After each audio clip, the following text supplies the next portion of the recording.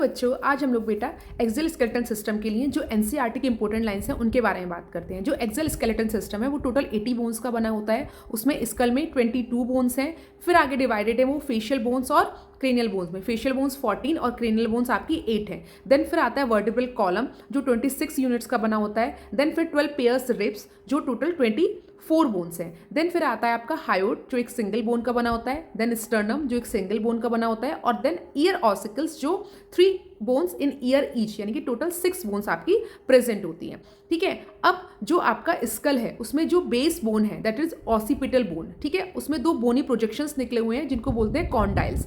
यानी कि जो आपका स्कल की जो बेस बोन है उसमें 2 बोनी प्रोजेक्शंस हैं, उनको बोलते हैं ऑसिपिटल कॉन्डाइल्स।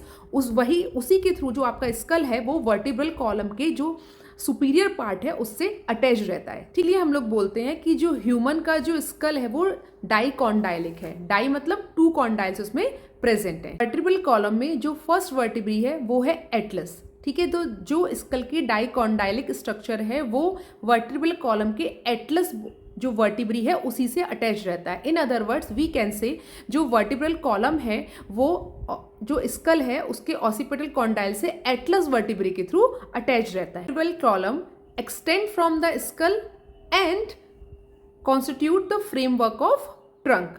ठीक है, जो वर्टिब्रल कॉलम है उसमें जो ईच वर्टिब्री है इट हैज सेंट्रल होलो जिसमें से क्या पास हो रहा है, स्पाइनल कॉर्ड। वर्टिब्रल कॉलम को जो याद करने के लिए फॉर्मूला है बेटा वो है C7T12L5S1 फ्यूज्ड C1 फ्यूज्ड।